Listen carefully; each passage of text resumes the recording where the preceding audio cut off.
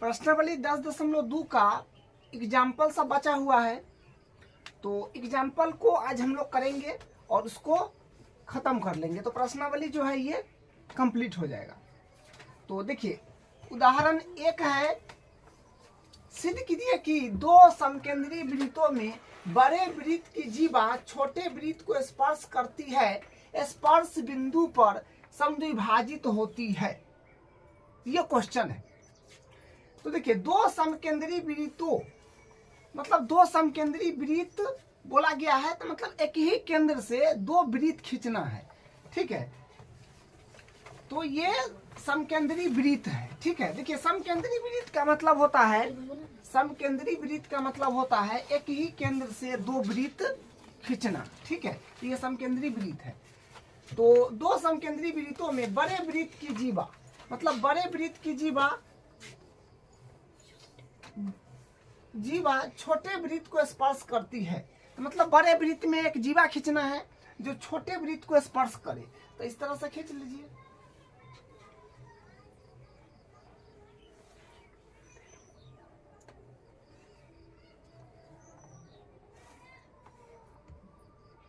ये बड़े वृत्त का जीवा हो गया। इसको अगर नाम देना चाहे तो नाम दे दीजिए ए बी, और यहाँ पर जो है एक बिंदु पर स्पर्श करेगा, ठीक है। तो इसका नाम दे देते हैं पी, ठीक है। तो ये ए बी जो है ये वृत्त का जीवा है, और ये पी जो है इसका स्पर्श बिंदु है, और ये केंद्र को नाम दे दीजिए ओ, ठीक है। मान लिया कि केंद्र ओ है, ठीक।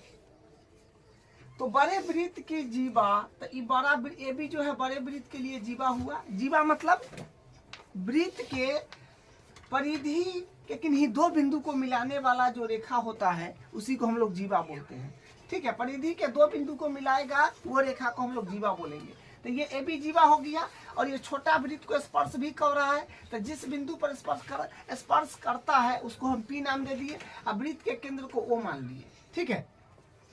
छोटे वृत्त को स्पर्श करती है, स्पर्श बिंदु पर समद्विभाजित होती है। स्पर्श बिंदु पर ये समद्विभाजित होती है, स्पर्श बिंदु पी है, तब बोला है कि जीवा यहाँ पर समद्विभाजित होती है, यानी पी इसका मध्य बिंदु है। जो ए पी जो होगा ये बराबर होगा बीपी का। समद्विभाजित का मतलब ये हुआ, ठीक है। तो सबसे पहले हम लोग लिखेंगे जो दिया है, तो दिया है में क्या दिया है उसको देखिए। दिया है बस ये लिख देते हैं कि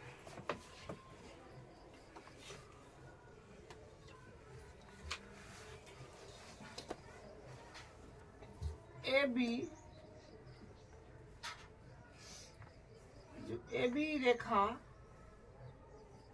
छोटे वृत्त को स्पर्श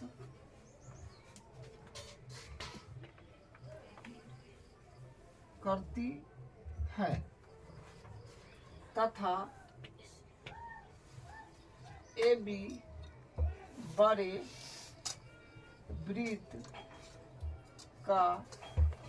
जीवा है, ठीक है। लिख दिए कि ए बी रेखा छोटे वृत्त को स्पर्श करती है तथा ए बी बड़े वृत्त का जीवा है। तो ये दिया हुआ है, ठीक है। तो यहाँ पर जो सिद्ध करना है फिर उसको लिख लीजिए एक बार।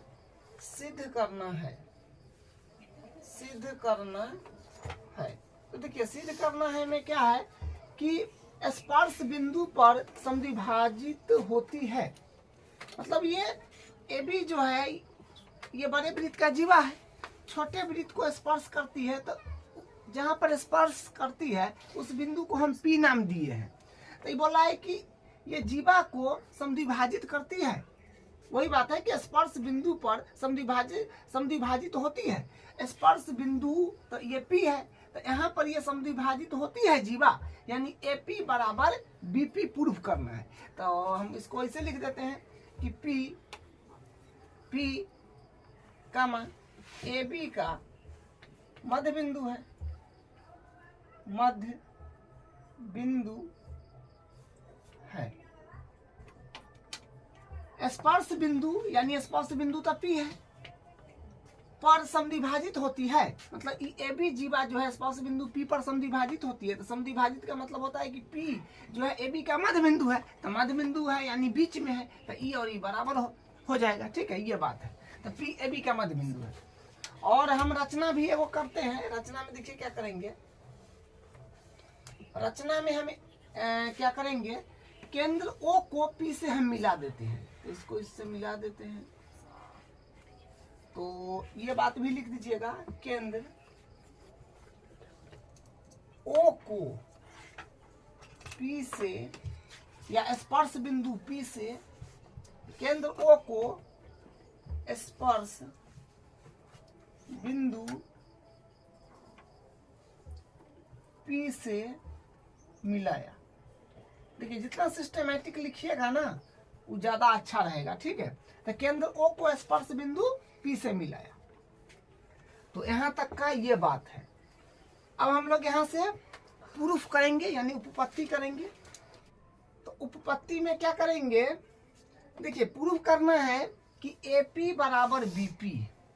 ठीक है, तो सबसे पहले एक बात यहाँ पर हम लोग ध्यान देंगे कि देखिए आप प्रमेय को पढ़े हैं। प्रमेय में क्या पढ़े हैं कि स्पर्श बिंदु, स्पर्श रेखा तथा स्पर्श बिंदु से आने वाली त्रिज्या जो है परस्पर लंबवत होती है।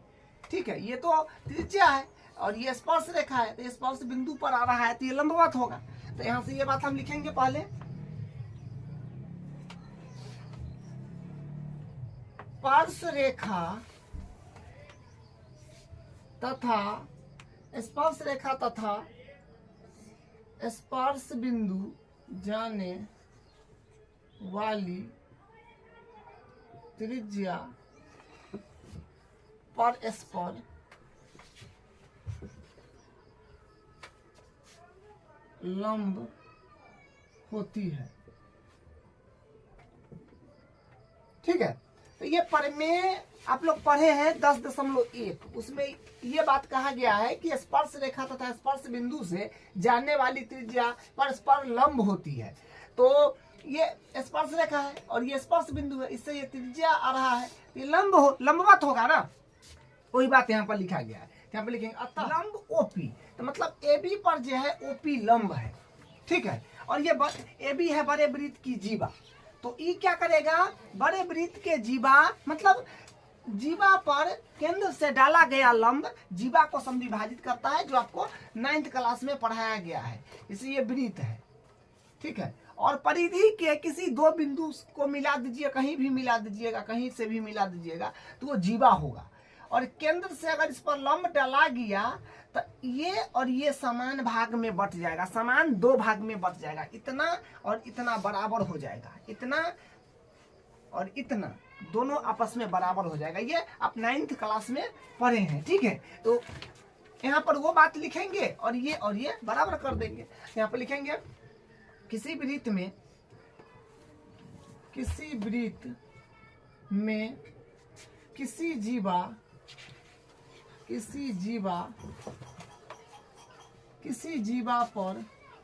केंद्र से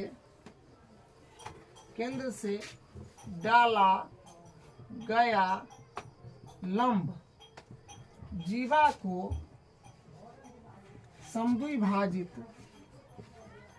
समद्विभाजित करता है। ठीक है, तो किसी वृत्त में किसी जीवा पर केंद्र से डाला गया लंब जीवा को समद्विभाजित करता है। ठीक है, ये आप पढ़े हैं 9th में कि किसी वृत्त में किसी जीवा पर केंद्र से डाला गया लंब जीवा को समद्विभाजित करता है। तो ये प्रमेय है। ठीक है, तो हम आप कह सकते हैं कि एपी जो होगा, एपी ये बराबर हो जाएगा बीपी के। केंद्र से जीवा पर ये एबी जीवा है और ओपी ए पर लंब है, तो केंद्र से जीवा पर डाला गया लंब जीवा को समद्विभाजित करता है। तो एपी बराबर बीपी, ये स्टेटमेंट यहाँ पर लिखा गया है। ठीक है, तो एपी बराबर बीपी हो गया। तो हम यहाँ पर कह देंगे अतः बराबर, जैसे देखिए एपी और एपी बराबर हो गया बीपी, तो ई बराबर हो गया, तो इसका मतलब पी जो है एबी का मध्य बिंदु है। तो यहाँ पर लिख देंगे P कमा AB का मध्य बिंदु है, AB का मध्य बिंदु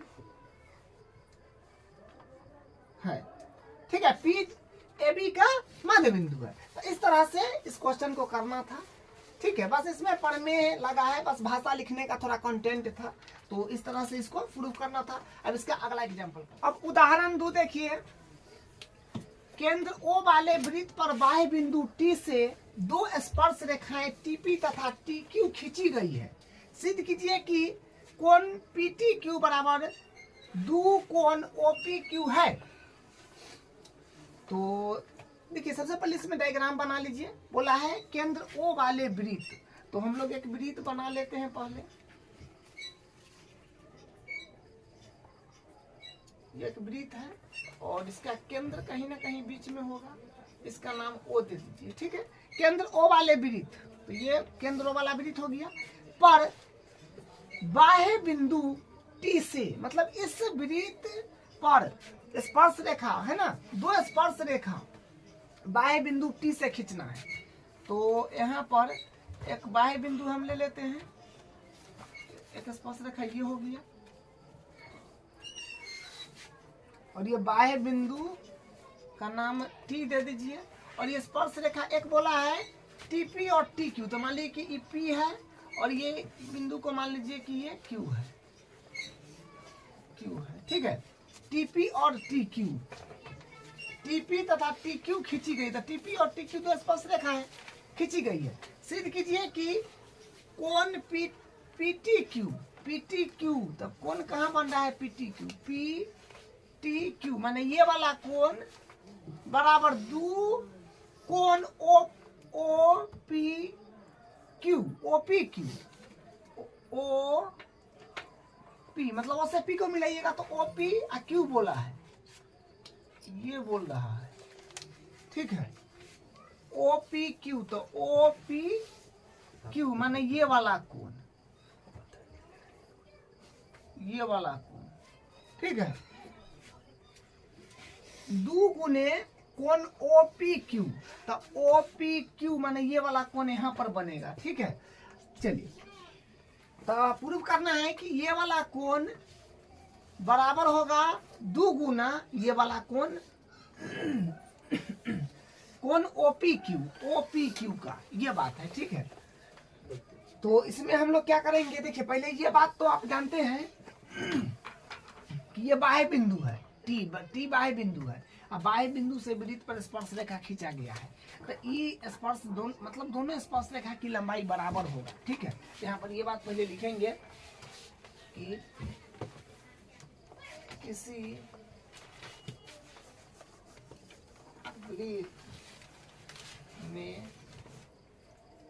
वृत्त में बाह्य बिंदु से खींची गई, तो किसी वृत्त में बाह्य बिंदु से खींची गई स्पर्श रेखा की लंबाई बराबर होती है, ठीक है। तो ये और ये बराबर हो जाएगा, तो मतलब यहाँ से क्या होगा, PT जो है ये बराबर हो जाएगा QT के, ठीक है। PT बराबर हो जाएगा QT या TP बराबर TQ, जिसे बोलिए, तो ये बराबर हो जाएगा। अब यहाँ पर थोड़ा ध्यान दीजिएगा, तो देखिए ये वाला जो है इसमें TP जो है ये और TQ जो है ये दोनों तो स्पर्श रेखा है, क्योंकि बाह्य बिंदु से खींची गई है। तो ये स्पर्श रेखा और ये स्पर्श रेखा दोनों आपस में बराबर होंगे। तब आपस में जब बराबर होंगे तो यहाँ से हम लोग एक काम क्या कर सकते हैं, देखिए ये एक त्रिभुज है, अब ध्यान से देखिएगा, तो ये एक त्रिभुज बन रहा है, ये एक त्रिभुज बन रहा है और ये त्रिभुज के अंदर दोनों भुजा आ रहा है। तो किसी त्रिभुज में अगर 2 भुजा बराबर होता है तो उसको हम लोग बोलते हैं समद्विबाहु त्रिभुज। तो समद्विबाहु त्रिभुज TPQ एक समद्विबाहु त्रिभुज हो जाएगा। तो समद्विबाहु त्रिभुज हो जाएगा तो इसके मतलब जे दोनों भुजा बराबर है उसके समूह कोण भी तो बराबर हो जाएगा।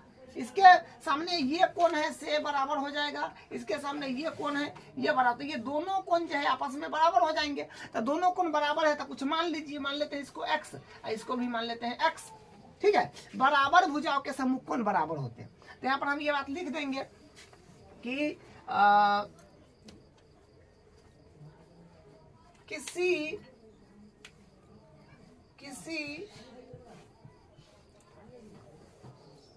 समद्वि बाहु, किसी समद्वि बाहु त्रिभुज, किसी समद्वि बाहु त्रिभुज में बराबर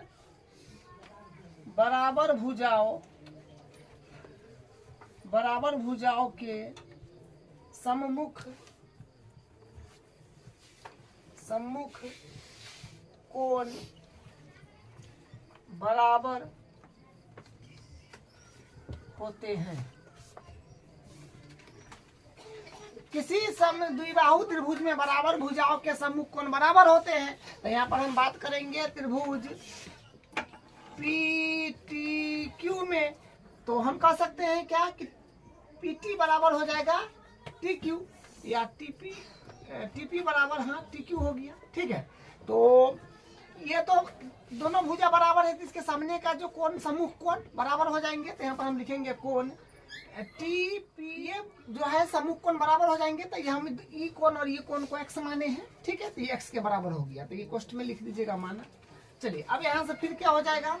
अब देखिए कोई त्रिभुज अगर होगा, कोई भी त्रिभुज हो, तो उसके सभी कोणों का योग तो 180 होता है। तो वही काम यहाँ पर हम करेंगे। तो यहाँ पर लिखेंगे कोण लिख दीजिए TPQ प्लस कोण PTQ प्लस, अब ये वाला कोण TQP बराबर 180 डिग्री। यहाँ पर लिखिए त्रिभुज के सभी कोणों का योग जो है 180 डिग्री होता है। त्रिभुज के सभी कोणों का योग 180 डिग्री होता है। त्रिभुज के सभी कोणों का योग 180 डिग्री होता है, उससे ये काम यहाँ पर हम लोग करेंगे। ठीक है, तब कोण TPQ मतलब इसको x माने हैं तो x प्लस, और कोण PTQ मतलब ये वाला कुछ माने नहीं है, तो ये वाला एडिटिव रह जाएगा। कोण PTQ प्लस, और कोण TQP इसको भी x माने हैं, x बराबर 180 डिग्री। तो यहाँ से हो जाएगा x हो जाएगा 2x प्लस कोण PTQ बराबर 180 डिग्री। तो यहाँ से हम बराबर करते हैं कोण PTQ के, PTQ ज्ञात भी करना है। ठीक है ना, PTQ का मान भी चाहिए, इसी को बराबर करेंगे। तो हो जाएगा कोण PTQ बराबर 180 डिग्री, प्लस में है माइनस में नहीं आ जाएगा 2x, यहाँ से कॉमन भी ले लीजिए। तो कोण PTQ बड़ा हो जाएगा 2 कॉमन लेंगे तो हो जाएगा 90 माइनस x। ठीक है, तो यहाँ से ये हो जाएगा। इसको जो है ना समीकरण 1 मान लीजिए, यहाँ पर प्लस ना, ठीक है टी है वो। चलिए, तो ये समीकरण 1 होगी। अब देखिए एक बात फिर यहाँ से थोड़ा ध्यान दीजिएगा। ये तो देखिए ये जो है अपने पास में, ये जो है ये अपने पास में ये स्पर्श रेखा है और ये त्रिज्या है। ठीक है, स्पर्श रेखा तथा स्पर्श बिंदु से जाने वाली त्रिज्या परस्पर लंबवत होती है। तो ये बात भी लिख दीजिएगा। तो यहाँ तक जो होगा ये यहाँ तक ये 90 डिग्री हो जाएगा। ठीक है, यहाँ पर लिखेंगे स्पर्श रेखा तथा स्पर्श बिंदु से जाने वाली त्रिज्या परस्पर लंबवत होती है। ठीक है, स्पर्श रेखा तथा स्पर्श बिंदु से जाने वाली त्रिज्या परस्पर लंबवत होती है। तो लंबवत होती है तो इसका मतलब क्या कि ई इस पर स्पर्श रेखा है, तो ये स्पर्श रेखा के साथ 90 डिग्री बनाएगा। तो कोण ओ या फिर कोण TPO तो हो जाएगा कोण TPO बराबर हो जाएगा 90 डिग्री। अब थोड़ा यहाँ ध्यान देना है।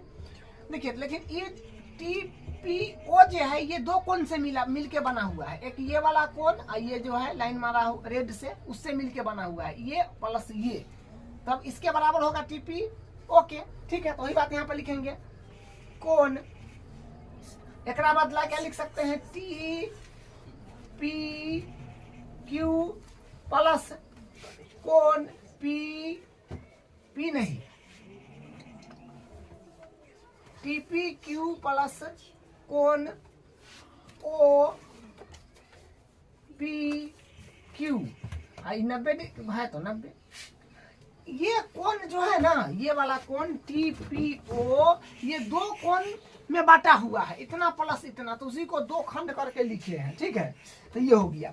अब यहाँ से देखिए, एगो को तो एक्स माने हुए हैं हम, एगो को जो है आपका टी पी क्यू, इसको एक्स माने हुए हैं, यहाँ पर टी पी क्यू के जगह एक्स हो जाएगा। तो एक्स प्लस कोण ओ पी क्यू बराबर हो जाएगा 90 डिग्री। तो यहाँ से अब इसमें इधर कर देते हैं, ठीक है। देखिए, तो यहाँ से हम कोण ओ पी क्यू के बराबर करेंगे, कोण O P Q, O P Q, देखिए वही बात है, ओ पी क्यू। तो ओ पी क्यू के यहाँ से हम बराबर करेंगे कोण ओ पी क्यू, तो इधर आ जाएगा, तो 90 माइनस हो जाए, 90 डिग्री माइनस एक्स हो जाएगा। इसको मान लेते हैं समीकरण 2। अब थोड़ा ध्यान दीजिएगा, समीकरण 1 और 2 को ध्यान से देखिएगा तो क्या मिलेगा। समीकरण 1 मतलब समीकरण 2 से मान 1 में रख रहे हैं। देखिए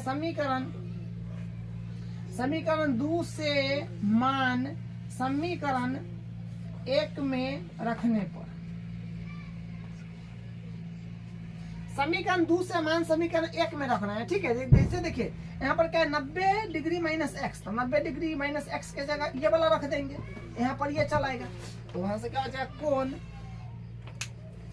यहाँ पर हो जाएगा कोण पी टी क्यू बराबर, ये 2 है तो 2 एडिटिज रहेगा, और 90 माइनस एक्स के जगह क्या लिख देंगे, 90 माइनस एक्स के जगह ये वाला कोण ओ पी क्यू, ठीक है। तो यही प्रूफ करना था, यही इसका प्रूफ। उदाहरण 3 देखिए, 5 सेंटीमीटर त्रिज्या के एक वृत्त की 8 सेमी लंबी एक जीवा पी क्यू है। देखिए डायग्राम दे रखा है, ये जो है ना, ये 5 सेमी त्रिज्या है, ठीक है, और 8 सेमी लंबी एक जीवा पी क्यू। तो ये पी क्यू जो है, ये 8 सेमी लंबी जीवा है। पी और क्यू पर स्पर रेखाएं परस्पर एक बिंदु टी पर प्रतिच्छेद करता है। मतलब इसका मतलब ये और ये जो है ना, इसका पी से जो रेखा गया है और क्यू से जो रेखा गया है वो टी पर परस्पर प्रतिच्छेद करता है, तो उसका नाम टी दिया गया है। मतलब ये बाह्य बिंदु से मानिए ना, जो ये रेखा और ये रेखा खींचा गया है, स्पर्श रेखा टी पर प्रतिच्छेद करती है। देखिए आकृति, टीपी की लंबाई ज्ञात कीजिए। मतलब टीपी ये है ना, है इसका लंबाई बताना है जो क्या होगा, ठीक है। तो देखिए क्वेश्चन का जो है मोटा मोटा बताते हैं जिसमें क्या करना है, ठीक है। जैसे देखिए इसमें बस ये काम करना है कि जैसे आपको ये एक त्रिभुज आपको दिख रहा होगा, ये वाला पी आर ओ, इसमें एक बार पाइथागोरस प्रमेय लगा देना है, एक बार फिर इस वाला में पी आर टी त्रिभुज में पाइथागोरस प्रमेय लगा देना है। फिर उसके बाद मतलब ये एक छोटा वाला त्रिभुज में पाइथागोरस प्रमेय लगाइएगा। उसके बाद ये वाला जो बताए हैं से वाला में एक बार पूरा बड़ा वाला त्रिभुज में पाइथागोरस प्रमेय लगा देना है, पी टी ओ में, ठीक है। बस पाइथागोरस प्रमेय लगाइएगा 3 बार और आपका आंसर जो है आ जाएगा, ठीक है।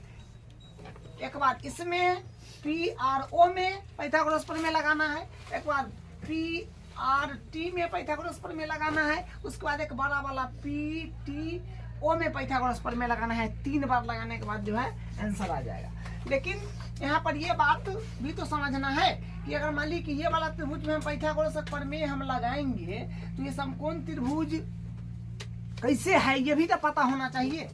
यहाँ पर हम ये जो है ये लंब दे दिए, लेकिन ये लंब कैसे है, बुक में ये थोड़ी दे रखा है, ये लंब कैसे है ये पता होना चाहिए। और ये वाला त्रिभुज में जो आपको बताया पाइथागोरस प्रमेय लगाना पी आर टी में, तो ये समकोण त्रिभुज कैसे है वो तो बोला नहीं है, क्वेश्चन में तो कहीं नहीं बोला है।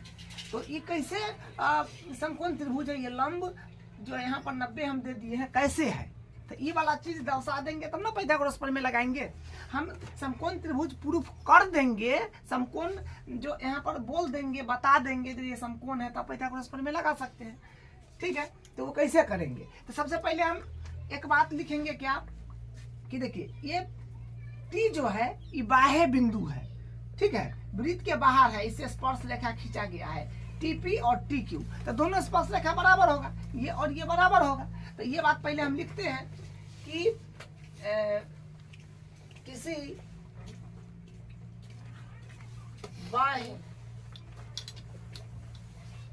बाह्य बिंदु से वृत्त पर खींची गई स्पर्श रेखाएं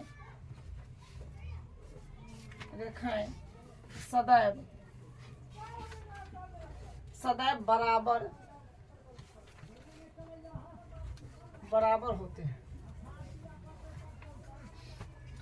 ठीक है, तो किसी बाह्य बिंदु से वृत्त पर खींची गई स्पर्श रेखाएं सदैव बराबर होते हैं। तो यहाँ से हम कह सकते हैं टीपी जो होगा ये बराबर हो जाएगा टी क्यू के।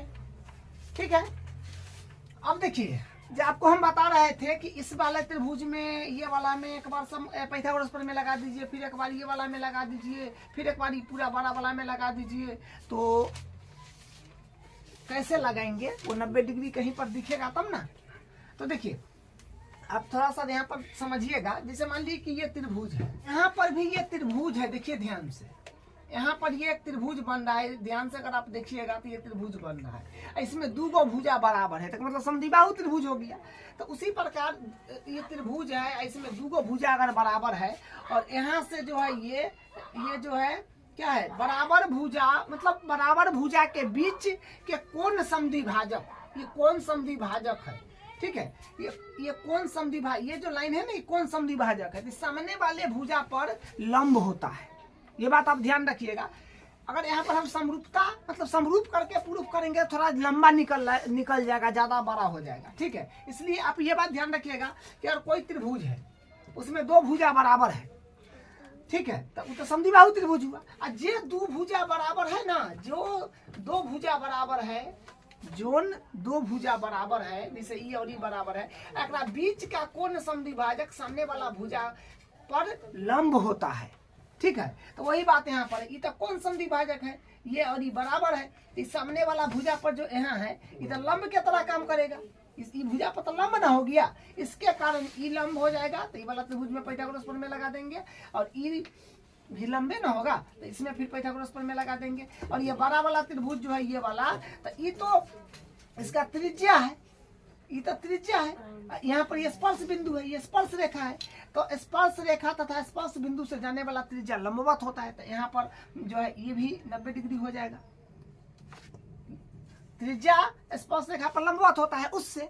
ठीक है, और यहाँ पर तो बता दिए कि ये 90 और ये 90 कैसे होगा, ये समद्विबाहु त्रिभुज है और ये दोनों भुजा बराबर है, और दोनों भुजा के बीच का कोण, जो बराबर भुजा है उसके बीच का कोण का समद्विभाजक सामने वाला भुजा पर लंब होता है, उसके कारण यहाँ पर हो गया। तो ये वाला स्टेटमेंट को लिखना भी है। ठीक है, यहाँ पर हम लिखेंगे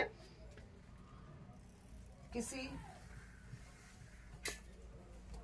समद्विबाहु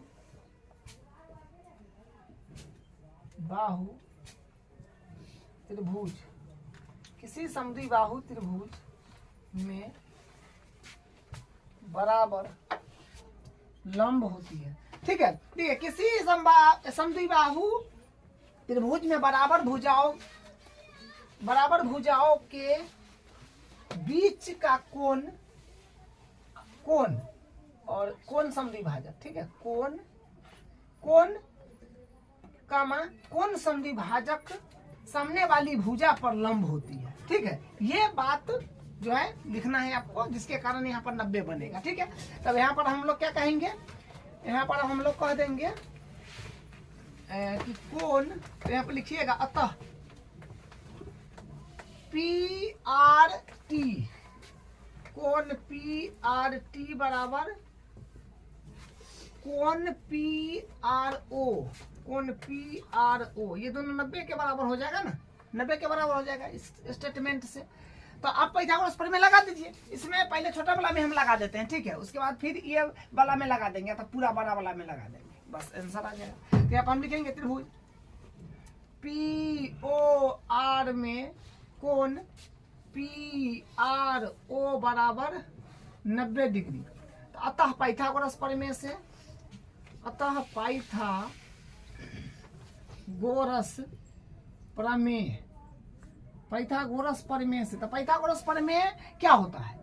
कर्ण का स्क्वायर बराबर लंब स्क्वायर प्लस आधार स्क्वायर।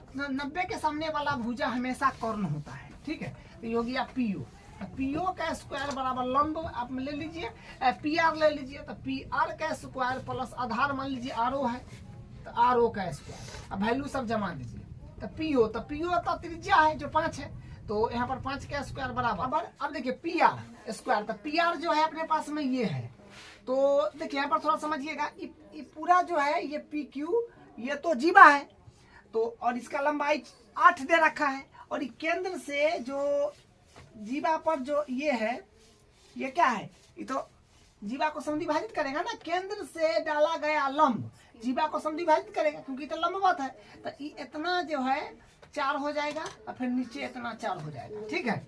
इतना 4 इतना 4 4 में बढ़ जाएगा, तो यहाँ पर ये हो जाएगा 4 के स्क्वायर प्लस आर ओ जो है अपने पास में आर ओ ये रहा, तो आर ओ पता नहीं तो यहाँ से निकाल लीजिएगा, तो आर ओ का स्क्वायर,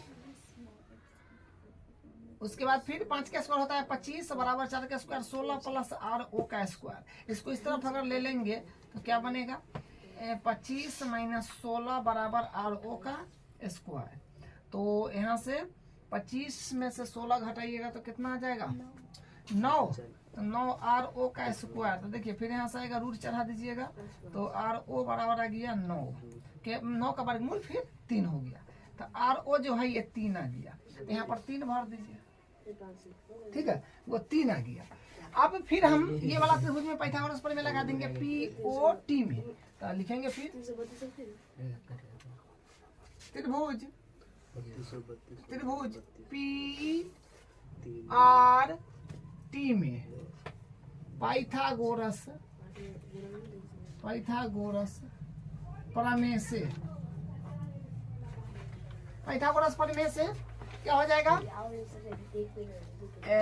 देखिए ये लंब है ना, तो 90 के सामने वाला कर्ण होगा जो पीटी हो जाएगा, पीटी का स्क्वायर बराबर लंब मान लीजिए आप पी आर, तो पी आर का स्क्वायर प्लस आधार मान लीजिए टी आर, तो टी आर का स्क्वायर। अब देखिए पीटी है ना, पीटी तो ये तो पता नहीं, ज्ञात करना है, तो इसको पीटी को एडिटिज रखिए, और पी आर, तो पी आर का वैल्यू जो है यहाँ से पी आर भी पता नहीं है, ठीक है, तो पी आर को भी एडिटिज रखना पड़ेगा। पी आर का मान तो है ना, पी आर का मान 4 है, हाँ पी आर का मान 4, तो 4 का square plus T R square, तो टी आर का मान तो नहीं है, तो टी आर स्क्वायर उसको एडिटिज रखिए, पी टी स्क्वायर बराबर 16 प्लस टी आर का स्क्वायर। देखिए यहाँ से जो है ना कुछ वैल्यू अपने पास में काम में आ जाएगा, काम में जो है वैल्यू आ जाएगा, तो हम यहाँ से क्या काम करते हैं, अब इसको बस इतना ही पर अभी छोड़ते हैं, ठीक है। ये वाला त्रिभुज आप ले लेते हैं, ये वाला जो है अपने पास में क्या है, ये वाला त्रिभुज ले लेते हैं हम, ठीक है, बड़ा वाला पी टी ओ में त्रिभुज पी टी ओ में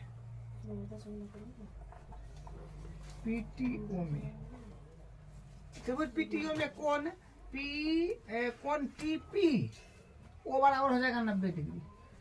देखिए ये स्पर्श रेखा है और ये यहाँ से त्रिज्या है, तो लंबवत होगा, ठीक है। आप लिखना चाहेंगे स्टेटमेंट तो लिख सकते हैं, अतः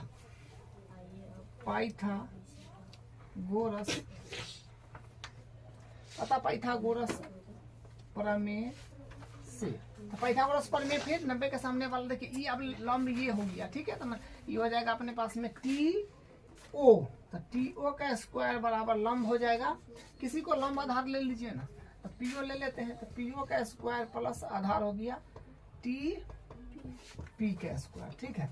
तो यहाँ से क्या मिलेगा, देखिए यहाँ से फिर थोड़ा सा, हाँ टी ओ का स्क्वायर, तो टी ओ का स्क्वायर जो है टी ओ, देखिए टी ओ जो है ना, ये टी ओ है, तो ये बनेगा T R plus R O से, एक बार लिख दीजिए टी आर प्लस RO का स्क्वायर बराबर PO का वैल्यू जो है अपने पास में 5 है, तो 5 का स्क्वायर और प्लस TP का ज्ञात करना है, तो TP का स्क्वायर इट इज रहेगा। अब यहाँ से देखिए, अब TR है तो TR प्लस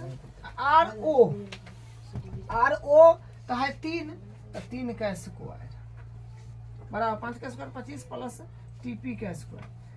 देखिए इसमें कैलकुलेशन थोड़ा सा हो जाएगा, तो हम यहाँ पर क्या काम करेंगे, देखिए यहाँ पर जो है ना TR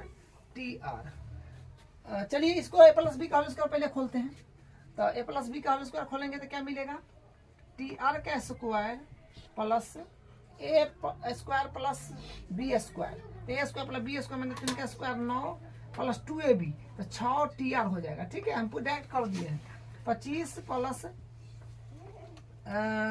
TP का स्क्वायर। तो देखिए यहाँ से ये आ जाएगा, यहाँ पर A प्लस बी का होल स्क्वायर खोलना है, ठीक है, और ये है स्क्वायर dt, तो यहाँ से ये मिल जाएगा। अब देखिए यहाँ पर भी तो एक मान आया हुआ है जो हम वैल्यू यहाँ पर रख सकते हैं, क्या TP PT, हाँ वही है TP स्क्वायर या PT स्क्वायर वही है। तो यहाँ से हम वैल्यू को अगर रख देंगे जो कि यहाँ नीचे है, ठीक है, यहाँ से वैल्यू को हम रख, इसको मान लीजिए समीकरण 1, तो हम क्या समीकरण 1 से मान, इसको मान लीजिए समीकरण 2, तो यहाँ पर हम लिखेंगे समीकरण 1 से मान समीकरण 2 में रखने पर, समीकरण 1 से मान हम 2 में रखना है किसका, PT स्क्वायर का, जो यहाँ पर आ जाएगा। ठीक है, तो हो जाएगा TR स्क्वायर प्लस और 9 प्लस 6 TR बराबर 25 प्लस, आप देखिए TP स्क्वायर, तो TP स्क्वायर का गुण हो जाएगा 16 प्लस TR का स्क्वायर। तो ये TR स्क्वायर से TR स्क्वायर यहाँ पर काट लीजिए, तो यहाँ से फिर क्या मिलेगा, देखिए यहाँ पर जो है इसको तो जोड़ दीजिए और इधर हो जाएगा 9 प्लस 6 TR बराबर, इसको जोड़िएगा तो 1 6 5 11 2 1 43। ठीक है, इसको अगर इस तरफ लेते हैं तो क्या बनेगा, 6 TR बराबर 41 माइनस 9, तो मतलब 6 TR बराबर ना, तो घटाना है, 11 में से 9 गया तो 2 हो जाएगा और उसके बाद फिर 3 माने आ जाएगा यहाँ से 32। तो देखिए TR के बराबर करेंगे तो 32 बट्टा आ रहा है 6 और बराबर 16 बट्टा 3 जो है आ गया। ठीक है, तो ज्ञात करना है PT। ठीक है, PT या TP जो कहिए, तो आप समीकरण 1 में जो है इसका वैल्यू रख दीजिएगा यहाँ पर TR के जगह, तो PT जो है निकल जाएगा, तो वैल्यू को रख दीजिए। यहाँ पर लिखेंगे TR का मान समीकरण 1 में रखने पर, तो PT स्क्वायर बराबर 16 प्लस और TR, हाँ TR का वैल्यू कितना है 16 बटा 3 स्क्वायर है, तो स्क्वायर दे दीजिए, तो यहाँ से फिर PT स्क्वायर बराबर आ जाएगा 16 प्लस 16 का स्क्वायर होता है 256 बट्टा 3 का स्क्वायर 9, तो कितना बनेगा PT स्क्वायर बराबर, इसको LCM लीजिए तो 9 16 9 144 प्लस 256, तो कितना आएगा PT स्क्वायर बराबर 6 4 10 5 9 1 10 2 1 3 1 4 400 बट्टा 9। अब यहाँ पर हो जाएगा PT स्क्वायर से रूट चढ़ जाएगा तो 400 बट्टा 9, तो माने PT बराबर आ जाएगा 400 के मतलब 20 और 9 के मतलब 3, तो 20 बट्टा 3 जो है ये जो पूछा था PT, उसका लंबाई आया 20 बट्टा 3। अगर इसका भी पूछता तो वही होता, क्योंकि ये तो स्पर्श रेखा है दोनों बाह्य बिंदु से, तो ये और ये तो बराबर होगा, लेकिन ये पूछा है तो 20 बट्टा 3 हो जाएगा।